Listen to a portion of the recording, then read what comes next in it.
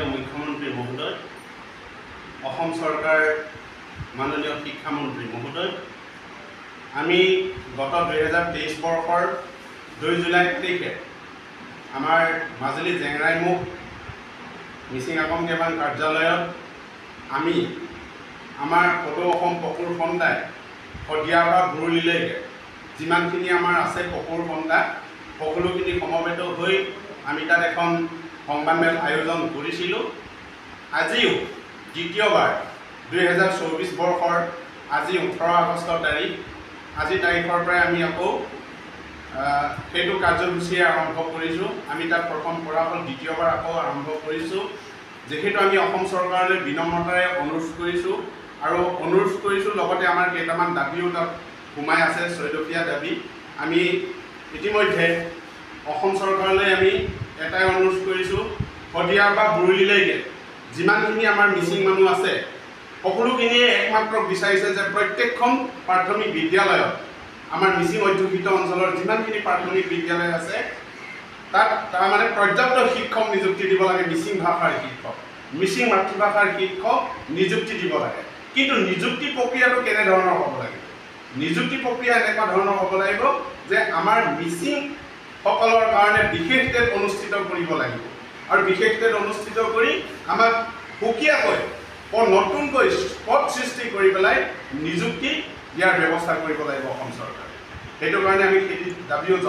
জনাইছোঁ। সেইটো কাৰণে এতিয়া বৰ্তমানৰ শিক্ষামন্ত্ৰী ডক্টৰ ৰমেশ পেগু, তেখেতটো আমাৰ জনজাতীয় লোক, তেখেত আমাৰ জনজাতীয় লোক হৈ তেখেতে আমাৰ কাৰণে কি চিন্তা কৰিছে? আমাৰ মিচিং সমাজৰ কাৰণে শিক্ষাৰ দিশটো বিস্তাৰিত কৰিবৰ কাৰণে, শিক্ষাৰ দিশটো মজবুত ৰাখিবৰ কাৰণে তেখেতে কি চিন্তা কৰিছে? এইটো আমাৰ অতি দুৰ্ভাগ্যজনক কথা। তেখেতৰ যিটো চিন্তাধাৰা কেৱল নিজৰ গাদী দখলৰ কথাটোকে চিন্তা কৰি থাকিলে কেনেকৈ ডেভেলপ হ'ব আমাৰ সমাজ? সেইটোতো কোনো সম্ভৱেই নহয়। গতিকে আমি মুখ্যমন্ত্ৰী, শিক্ষামন্ত্ৰীক আমি অনুৰোধ কৰিছোঁ যে আমাক বিশেষ টেট অনুষ্ঠিত কৰি নিযুক্তি প্ৰক্ৰিয়া আমাক আগুৱাই লৈ যাওক। সেইটো কাৰণে আমাৰ যিখিনি দাবী ইয়াত উল্লেখ কৰা আছে সেই দাবীখিনিকো আমি ইয়াত উল্লেখ কৰিম। লগতে ইয়াত যিটো দাবীসমূহ, প্ৰথম দাবী ৰাষ্ট্ৰীয় নতুন শিক্ষানীতিৰ 2020 যিটো 4.11 আৰু 4.12 আমি আগতেও কৈ আছোঁ, নিৰ্দেশক্ৰমে প্ৰথম শ্ৰেণীৰ পৰা পঞ্চম মানলৈকে শিক্ষাৰ মাধ্যম প্ৰৱৰ্তন কৰি পৰ্যাপ্ত শিক্ষক নিযুক্তি আমাক লাগিব আৰু তাত পাব লাগে, সেইটো তাত উল্লেখ আছে। আৰু গত 7 ফেব্ৰুৱাৰী তাৰিখে 2022 বৰ্ষৰ শিক্ষামন্ত্ৰী মহোদয়ৰ নেতৃত্বত শিক্ষা বিষয়াসকল আৰু ইণ্ডিজিনিয়াছ ট্ৰাইবেল সাহিত্য সভা, যিটো চমুকৈ ইচ্ছা বুলি কয়, তেওঁলোকৰ লগত এখন গুৰুত্বপূৰ্ণ বৈঠক বহিছিলে। সেই বৈঠকত যিটো সিদ্ধান্ত লৈ থোৱা আছে বা কৰা আছে সেইখিনি সিদ্ধান্ত আখৰে আখৰে পালন কৰিব লাগে, সেইটো আমি আহ্বান জনাইছোঁ। আৰু যিটো প্ৰতিনিধিসকলৰ লগত বৈঠক বহিছিলে, যিটো তাত মাইনোটছ মানে লৈছিলে, সেই মাইনোটছখিনি প্ৰতিটো মানে দফা কাৰ্যকৰী হ'ব লাগে, সেইটো আমি আহ্বান জনাইছোঁ। তৃতীয়তে মিডিয়াম ঘোষণা কৰাৰ নামত প্ৰতাৰণা কৰি দূৰ দূৰণিত কৰ্মৰত টেটৰ শিক্ষকসকলক আনি পেলাই আমাৰ ইয়াত মিচিং অধ্যুষিত অঞ্চল য'ত প্ৰাথমিক বিদ্যালয় আছে তাত মানে নিয়োগ কৰি পেলাই মানে শিক্ষাৰ মানে মাধ্যম বুলি পাঠদান কৰিবলৈ দিয়াৰ এটা ব্যৱস্থা কৰিছে বুলি আমি কোৱা শুনিছোঁ। কিন্তু সেইটোতো অত্যন্ত দুৰ্ভাগ্যজনক কথা। সেইটো আমি মানি ল'ব নোৱাৰিম, কোনো পধ্যেও সেইটো মানি ল'ব নোৱাৰিম। কাৰণ তেওঁলোক এটা নিৰ্দিষ্ট জেনেৰেল পদত শিক্ষক হিচাপে তেওঁলোকে এজন টেটৰ শিক্ষক হৈ কৰ্মৰত হৈ আছে। গতিকে তেওঁলোকক আমাৰ মিচিং মানুহৰ য'ত যিমান আছে দূৰ দূৰণিত শিক্ষকতা কৰি থকা তেওঁলোকক ইয়ালৈ আনি পেলাই শিক্ষাৰ মাধ্যম বুলি মিছাকৈ ভেকু সজাই পেলাই ইয়াত আকৌ শিক্ষক নিযুক্তি দিছে, মিচিঙৰ ভাষাত শিক্ষক নিযুক্তি দিয়া হৈছে বুলি মানে ক'বলৈ তেওঁলোকে মানে যিটো পদক্ষেপ লৈছে সেইটো অত্যন্ত দুৰ্ভাগ্যজনক কথা। সেইটো আমি মানি লোৱা নহয়। তাৰপিছত অসম চৰকাৰ 4 নম্বৰ যিটো হেৰি আছে, অসম চৰকাৰে মিচিং ভাষাৰ কাৰণে মিচিং ভাষা শিক্ষক নিযুক্তিৰ ক্ষেত্ৰত সুকীয়াকৈ বিশেষ টেট অনুষ্ঠিত কৰক আৰু নতুনকৈ পদ সৃষ্টি কৰক। নতুন পদ সৃষ্টি কৰি তেওঁলোক কাইলৈ যদি অৱসৰ হৈ যায়, নিৰ্দিষ্ট 60 বছৰ বয়সত ম্যাদ যেতিয়া উকলি যাব, সেইটো পোষ্টটো ভেকেণ্ট হৈ থাকক, পদটো খালী হৈ থাকক, আকৌ দ্বিতীয়বাৰ কোনোবা এজন শিক্ষিত ভাল মানে হেৰিয়া যোগ্যতা এজনে আকৌ পাওঁ সেইটো ভেকেণ্টটো তেনেকেই তাৰমানে ফিল আপ কৰিবলৈ চেষ্টা কৰক আৰু তেনেকুৱা এটা অংকত কৰক সেইটো আমি আহ্বান জনাইছোঁ কিন্তু তাত এতিয়া বৰ্তমান যিসকল টেটৰ শিক্ষক কৰি আছে দূৰ দূৰণি তেওঁলোকক আনি ইয়াত মিছামিছিকৈ তাৰমানে পাঠদান কৰিবলৈ দি আমাক মিছামিছিকৈ মানে ইয়াত শিক্ষাদান কৰিবলৈ দি প্ৰলোভিত কৰাৰ কামবোৰ নকৰিব সেইটো আমি অনুৰোধ জনাইছোঁ তাৰপিছত আৰু 5 নম্বৰ হেৰিত আছে অসম চৰকাৰে মিচিং অধ্যুষিত অঞ্চলৰ যিমানখিনি প্ৰাথমিক বিদ্যালয় আছে সকলোখিনি বিদ্যালয় সামৰি পৰ্যাপ্ত শিক্ষক নিয়োগৰ ব্যৱস্থা কৰিব লাগে য'ত যিমান আমাৰ ভাষাৰ বিস্তাৰৰ ক্ষেত্ৰত শিক্ষা মজবুতৰ ক্ষেত্ৰত সম্পূৰ্ণ মানে শিক্ষাৰ মানে প্ৰসাৰিতৰ ক্ষেত্ৰত সেইটো আমাক ব্যৱস্থা চৰকাৰে কৰি দিব লাগে আৰু অসমৰ সৰ্ববৃহৎ দ্বিতীয় জনগোষ্ঠী মিচিং ভাষা শিক্ষাৰ যিটো মৌলিক অধিকাৰ সেইটো প্ৰতাৰণা কৰিব নোৱাৰি আমি এইবাৰৰ পৰা সহ্য কৰিব নোৱাৰিম আমি এইবাৰ আগন্তুক পঞ্চায়ত নিৰ্বাচনেই হওক বিধানসভা নিৰ্বাচনেই হওক আমি সেইকেইটা নিৰ্বাচনলৈ মাথো অপেক্ষা কৰি আছোঁ যে আমাক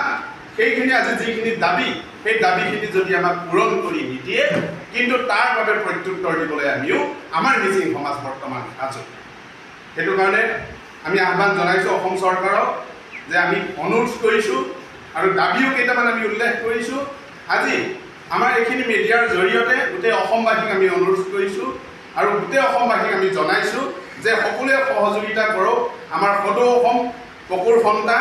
আমি নিশ্চয় আকৌ পৰৱৰ্তী সময়ত পদক্ষেপ গ্ৰহণ কৰিম সকলোৱে ওলাই আহিব লাগিব সকলোৱে সজাগ হ'ব লাগিব যে আমাৰ অকল কেৱল মোৰ নিজৰ কথাকে মই চিন্তা কৰিবৰ মোৰ দৰকাৰ নাই মই কেলৈ চিন্তা কৰিম কিন্তু আমাৰ সমাজ এটা উন্নয়নৰ কাৰণে সমাজ এটা ডেভেলপৰ কাৰণে শিক্ষা বিস্তাৰৰ কাৰণে মিচিং ভাষা শিক্ষা বিস্তাৰৰ কাৰণে আৰু ভাষাৰ ভালদৰে মানে বুজিবৰ কাৰণে জানিবৰ কাৰণে ডিটেইলছ মানে বিষয়টো মানে মজবুত হ'বৰ কাৰণে ফাউণ্ডেশ্যনটো ভাল হ'বৰ কাৰণে আমি মানে মিচিং ভাষা শিক্ষক ক্লাছ 5লৈকে শিক্ষক নিযুক্তিৰ প্ৰক্ৰিয়াটো মানে সিদ্ধান্ত গ্ৰহণ কৰিব লাগে অসম চৰকাৰে ধন্যবাদ মানে 25 to 30,000 আমাৰ হেৰি আছে তাৰমানে ডিব্ৰুগড় ইউনিভাৰ্চিটি গুৱাহাটী ইউনিভাৰ্চিটি আৰু মাজুলী ইউনিভাৰ্চিটি আৰু আগম কাবাঙৰ আণ্ডাৰ মানে উত্তীৰ্ণ হোৱা 25 to 30,000 মিনিমাম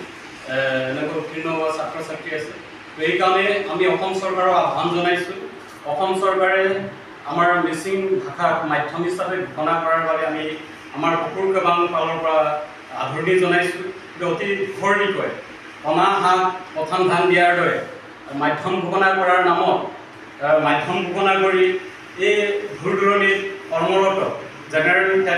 উত্তীৰ্ণ হয় যিসকল কৰ্মৰত শিক্ষকসকলক আনি ইয়াত মানে যে মিডিয়াম আৰম্ভ কৰাৰ কাৰ্যক্ৰম বিশেষ ৰূপে গম পোৱা মতে এই বছৰে আৰম্ভ কৰাৰ যিটো প্ৰচেছ সেইটো আমি পকুৰ কাবাঙে কোনো কাৰণতেই মানি নলওঁ যিহেতু আমি মাধ্যম যদি ঘোষণা কৰিছে ইমান মানে চৰকাৰে অবিলাসী আঁচনি তৈয়াৰ কৰিব পাৰিছে আমাৰ মিডিয়াম অফ ইনষ্ট্ৰাকশ্যনত বিশেষ টেট আয়োজন কৰি নতুন পথ সৃষ্টি কৰিব নোৱাৰাৰ কি কথা আছে সেইটোৱে আমাৰ দুৰ্ভাগ্য আমাৰ এই 25 to 30,000 যিসকল ছাত্ৰ ছাত্ৰী ইউনিভাৰ্চিটিৰ আণ্ডাৰত আগম কাবাঙৰ আণ্ডাৰত উত্তীৰ্ণ হৈ আছে ইহঁতৰ যোগ্যতাৰ প্ৰমাণ কৰাৰ এটা সুবিধা দিয়ে এই 25 to 30,000 ছাত্ৰ ছাত্ৰী তাৰমানে যোগ্যতাৰ মানে প্ৰমাণ কৰাৰ মানে সুবিধা দিয়ে আমাৰ এই চৰকাৰলৈ আহ্বান আৰু আমি এতিয়া পকুৰ সন্তা আজিকো প্ৰতি চৰকাৰৰ লগত বা এনেকুৱা প্ৰেছ মিটৰ জৰিয়তে চৰকাৰৰ ওচৰত আবেদন নিবেদন কৰি আছোঁ আৰু প্ৰতিবাদ জনাই আছোঁ আৰু ইয়াতকৈ যদি এতিয়া আমি আমাৰ পকুৰ সন্তাৰ পৰা আহ্বান জনাওঁ এই বছৰে আৰম্ভ নকৰি অহা বছৰৰ পৰা আৰম্ভ কৰক বিশেষ টেট আয়োজন কৰক আৰু বিশেষ টেটত উত্তীৰ্ণ হোৱা ছাত্ৰ ছাত্ৰীক নিয়োগৰ ব্যৱস্থা কৰক নতুন পথ সৃষ্টি কৰাৰ ব্যৱস্থা কৰক আমাক মানে মিডিয়াম ঘোষণা কৰি মিডিয়াম অফ ইনষ্ট্ৰাকশ্যন বা আমাৰ মিচিং ভাষা মাধ্যম ঘোষণা কৰিছোঁ বুলি কৈ এই কৰ্মৰত শিক্ষকক পঢ়াবলৈ দি অনাহাত প্ৰধান ধান দিয়াৰ ব্যৱস্থাটো আমি মানে কোনো কাৰণে গ্ৰাহ্য নকৰোঁ তো আমি আমাৰ পকুৰ সন্তা ফালৰ পৰা মাননীয় মুখ্যমন্ত্ৰী শিক্ষামন্ত্ৰী আহ্বান জনাইছোঁ এই বছৰ লাগি স্থগিত কৰা হওক। বিশেষ সূত্ৰে গম পোৱা মতে এই বছৰে আৰম্ভ কৰাৰ কথা আছে। আমি আৰু এতিয়াতো চাওক এপ্ৰিল মাহৰ পৰা আৰম্ভ হ'ব লাগে, এতিয়াতো আজি আগষ্ট পালেই, তো এই আধা বছৰ মানে আধা গ'লেই।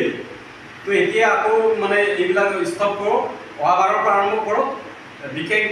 টেট আয়োজন কৰক, আমাৰ স্পেচিয়েল টেট আয়োজন কৰক, তাৰপিছত নতুন পথ সৃষ্টি কৰি আমাৰ মিডিয়ামৰ কাম আৰম্ভ কৰক বুলি আমাৰ সকলো সন্তানৰ পৰা আহ্বান জনাইছোঁ। যাতে আমাক মানে আৰু প্ৰতাৰণা ইমান দিনেই কৰি আহিছে আৰু প্ৰতাৰণা কৰিব নালাগে। আমাৰ মাননীয় শিক্ষামন্ত্ৰী ডাঙৰীয়াক আহ্বান জনাইছোঁ, তো এই কামটো একেবাৰে চিন্তা কৰক আৰু আমাৰ মুখ্যমন্ত্ৰী ডাঙৰীয়াৰ কথাটো চিন্তা কৰক। আৰু আমি অন্যৰ তুলনাত ইমান অভিলাষী আঁচনি তৈয়াৰ কৰিছোঁ, তো এইটো কিয় কৰিব নোৱাৰিব? আমাৰ সকলো সন্তানৰ পৰা আহ্বান ইমান।